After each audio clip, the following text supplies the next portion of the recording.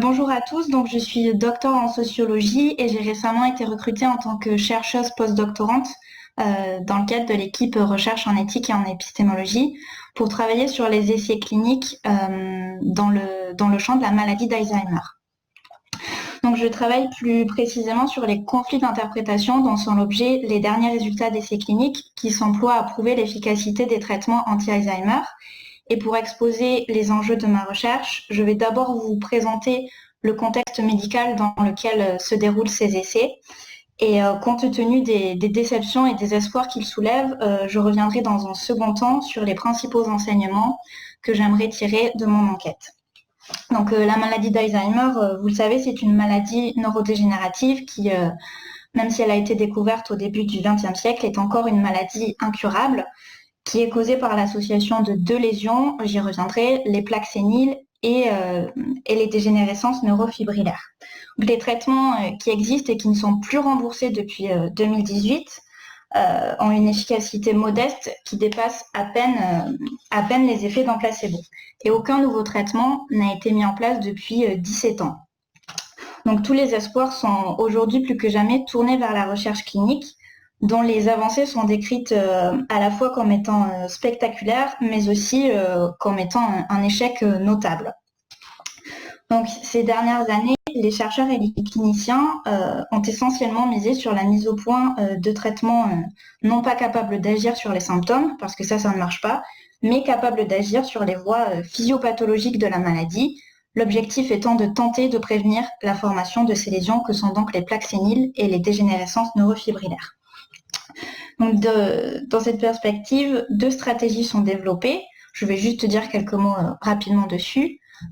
Oui, pour les slides, c'est normal, je n'en ai pas. Je suis désolée, c'est peut-être un peu difficile à suivre. Mais voilà, j'en ai pas. Donc, deux stratégies thérapeutiques ont été développées, l'immunothérapie anti-amyloïde et l'immunothérapie anti-tau. La première stratégie, c'est la plus aboutie pour l'instant, elle consiste à nettoyer le cerveau de ces plaques séniles en administrant des anticorps qui sont censés empêcher la dégradation d'une protéine, la protéine amyloïde, qui est à l'origine de la maladie d'Alzheimer. Et la deuxième stratégie est censée consister à administrer des anticorps qui, cette fois, sont censés empêcher la désagrégation des protéines tau, qui, elles, sont la cause des dégénérescences neurofibrillaires. Alors, cette deuxième stratégie est encore à un stade d'évaluation trop précoce pour juger de son efficacité. En revanche, tous les traitements anti-amyloïdes qui sont arrivés en phase 3 d'essais cliniques récemment se sont avérés inefficaces. Donc les conclusions sont assez claires, c'est que l'immunothérapie nettoie effectivement le cerveau des plaques séniles, mais n'a aucun effet sur les symptômes. Donc c'est un résultat assez carrefour dans le milieu de la recherche parce que cela pourrait vouloir dire que la maladie d'Alzheimer finalement n'a pas grand-chose à voir avec la protéine amyloïde. Or, cette hypothèse se trouve au fondement du paradigme qui oriente la recherche sur un traitement. Donc ces résultats mettent à mal la poursuite des investigations et certains cliniciens vont même jusqu'à dire qu'il faudrait tout revoir et repartir. D'autres qui sont plus nombreux refusent l'idée de cette alternative et font le pari que si les traitements anti-amyloïdes ne marchent pas, ce n'est pas parce que les prémices physiopathologiques sont erronées, mais parce que les traitements sont administrés beaucoup trop tard ou parce que les essais sont arrêtés beaucoup trop tôt. Aussi, parmi une panoplie de traitements anti-amyloïdes, l'un d'eux semble se démarquer depuis 2019 et montrer des signes d'efficacité. Il s'agit de l'aducanumab, qui est une molécule développée par le laboratoire Biogen, qui a fait l'objet de 2 études cliniques jumelles qui étaient parfaitement identiques, de phase 3, et à la suite desquelles un dossier complet de demande d'AMM a été déposé auprès de la FDA le 10 juillet dernier. Mais les cliniciens se montrent dubitatifs face aux données d'efficacité qui sont présentées par Biogen pour au moins 2 raisons. La première, c'est qu'en mars 2019, Biogen a stoppé ces 2 essais après qu'une analyse intermédiaire ait montré que les résultats finaux avaient une forte probabilité d'être négatifs. Et environ 7 mois plus tard, Biogen a refait une analyse approfondie et est revenu sur son annonce pour finalement conclure à l'efficacité de l'aducanumab. La deuxième raison, c'est que parmi les 2 essais jumeaux de Biogen, il n'y en a qu'un qui démontre l'existence d'une différence d'efficacité significative entre l'aducanumab et le placebo. Et pas plus tard que la semaine dernière, un comité consultatif d'experts de la FDA a émis un avis négatif quant à la possibilité d'autoriser la commercialisation de ce traitement. Mais cet avis ne sera pas contraignant, mais il pourrait peser fortement dans la décision finale de la FDA qui sera donc prononcée en mars 2021. Et même s'ils sont dubitatifs, les médecins semblent néanmoins souhaiter que ce traitement soit commercialisé parce qu'un nouveau refus, c'est ce qu'ils disent, pourrait mettre un coup d'arrêt à la recherche qui financièrement est à bout de souffle. Donc c'est dans ce contexte qui est traversé par de multiples enjeux épistémiques, éthiques, cliniques, mais aussi économiques, que je m'intéresse au conflit d'interprétation des essais cliniques et à la capacité des cliniciens à problématiser la notion de preuve et d'échec dont les définitions ne sont pas toujours évidentes. Donc pour mieux comprendre la logique de ces conflits, je me pose 3 grandes questions. D'abord, je me demande qu'est-ce qui est réellement mis en cause dans l'interprétation des résultats pour que certains en viennent à parler d'échec. Est-ce que les cliniciens expliquent l'inefficacité des molécules testées en dénonçant l'obsolescence d'un paradigme physiologique qui serait temps de revoir? Ou est-ce qu'ils l'expliquent en mettant en cause la méthodologie des protocoles de recherche qui, tels qu'ils sont designés, ne permettent pas de montrer l'existence d'une différence d'efficacité significative? Et identifier ces éléments qui sont mis en cause par les cliniciens me permettra de dans quelle mesure ces derniers cherchent à enterrer un paradigme, celui de la cascade amyloïde, qui a été jusqu'à présent structurant, ou s'ils ne cherchent pas plutôt à retravailler les cadres de la preuve et ses conditions d'administration en faisant évoluer la forme des essais cliniques dans le but de sauver le paradigme physiopathologique. La deuxième question que je me pose, c'est dans quelle mesure les critiques des cliniciens sont l'œuvre de différentes cultures épistémiques qui seraient façonnées par de multiples attaches disciplinaires, industrielles, institutionnelles, médicales, au sein desquelles serait partagé un ensemble de connaissances, de valeurs, de problèmes, de solutions et de revendications. Et enfin, la troisième et dernière question que je me pose est relative aux conceptions que les cliniciens se font de l'échec. Ce qui m'intéresse, ce n'est pas tant de savoir comment l'échec d'une hypothèse, l'échec d'un traitement ou d'un protocole est nommé et narré, mais plutôt comment il ne l'est pas, comment l'échec finalement n'est pas raconté et n'est pas dit. Et finalement, on peut également se demander dans quelle mesure l'échec est possible, puisqu'il se pourrait que l'aducanumab soit mis sur le marché, c'est ce que souhaitent les cliniciens, malgré la qualité des données, uniquement dans le but d'entretenir la motivation des chercheurs pour la recherche et pour ne pas que les laboratoires désertent ce domaine d'investigation. Donc voilà la présentation du contexte médical. Je m'excuse si j'ai parlé un peu vite, c'était important de donner des détails un peu techniques pour mieux comprendre les problématiques, les questions que je me pose à la suite de ça. Voilà. Et donc, je vais laisser la parole à mon collègue Vincent Israël Jost.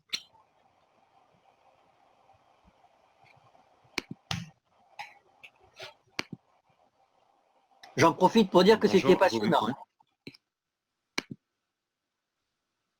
Je pose la traditionnelle question. Vous m'entendez bien? On te voit, on t'entend. Super. Bonjour et merci de nous recevoir, Amélie et moi, qui présentons donc au nom de l'équipe de recherche R2E, je suis Vincent Israël Jost, chercheur postdoctorant à l'espace éthique dans le LabEx Distalt, comme Amélie, engagée donc aussi sur ce projet qu'elle vient de vous présenter, qui porte sur les enjeux éthiques et épistémologiques des essais cliniques autour de la maladie d'Alzheimer.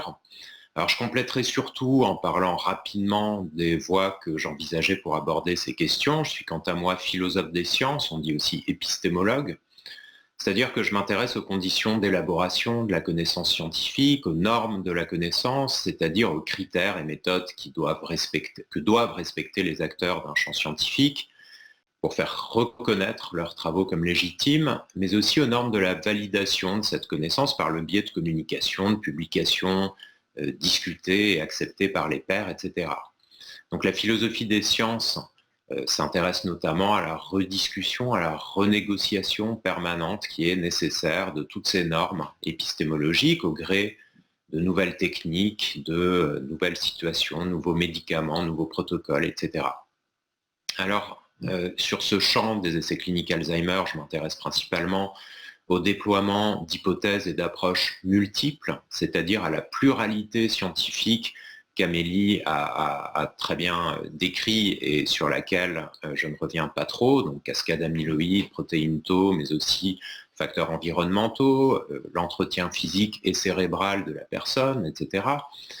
Ce qui est intéressant, c'est qu'au-delà de ces différents éléments qui jouent dans la maladie d'Alzheimer, on a aussi des tensions quant à ce qui constitue une preuve d'efficacité ou de bénéfice pour les malades, comme on le voit avec le déremboursement récent en France, mais pas ailleurs, des traitements contre la maladie d'Alzheimer.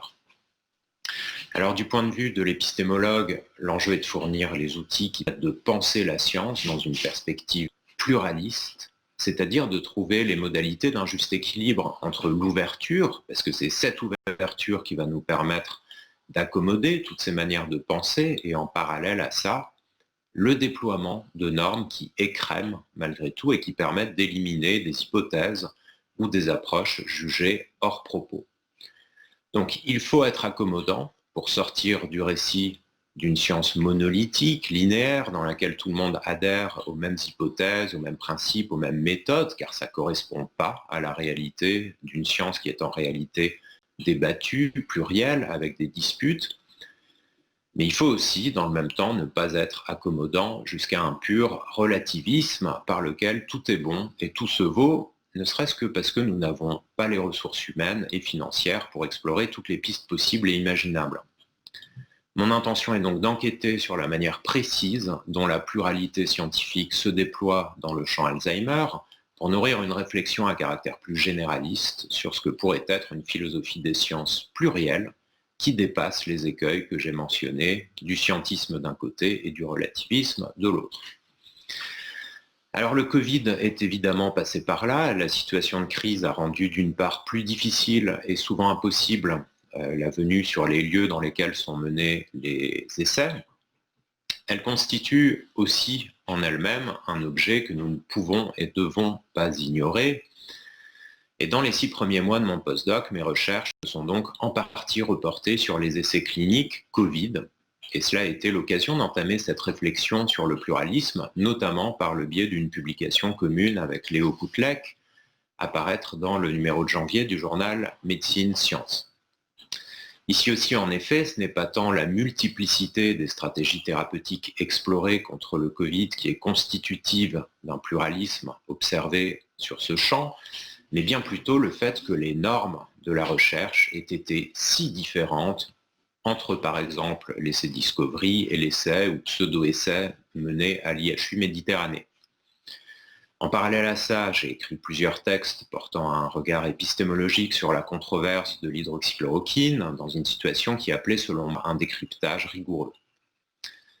Mon travail se poursuit aujourd'hui avec quelques membres de l'équipe sur les vaccins Covid. Les essais qui sont actuellement menés, ce même motif de la pluralité scientifique, puisque les techniques vaccinales sont très diverses et que les critères de validation sont actuellement discutés. L'efficacité d'un vaccin peut porter sur la réduction des formes graves de la maladie, mais aussi sur la protection contre l'infection, avec, on l'imagine, des effets sur la pandémie très différents. Enfin, je m'intéresse tout particulièrement à la question de la communication scientifique et politique, puisque dans l'éventualité d'un vaccin disponible, le terrain français est, on le sait, particulièrement marqué par l'hésitation vaccinale. Alors la richesse de cette crise, c'est aussi une chance, même du point de vue de la recherche sur Alzheimer, rendue, je l'ai dit, plus difficile actuellement. Le travail envisagé au départ sur les essais cliniques Alzheimer s'enrichit aussi parce que c'est extrêmement précieux d'avoir des terrains de comparaison avec les essais cliniques antiviraux et vaccinaux du Covid, d'identifier les problèmes épistémologiques et éthiques que peuvent avoir en commun ces terrains ou au contraire ce qui leur est propre. Pour moi qui étais un peu anxieux en début de postdoc de manquer de recul et d'expérience par rapport à ces problématiques, donc de ne comprendre les essais thérapeutiques que par le prisme de l'Alzheimer, c'est crucial de pouvoir mettre en perspective ce champ, et c'est donc d'ores et déjà acquis avec le travail mené sur la crise Covid en matière de suivi des essais de médicaments. Donc voilà pour mes et nos recherches actuelles sur Alzheimer et sur le Covid, et nous sommes prêts à écouter vos commentaires et questions. Merci beaucoup.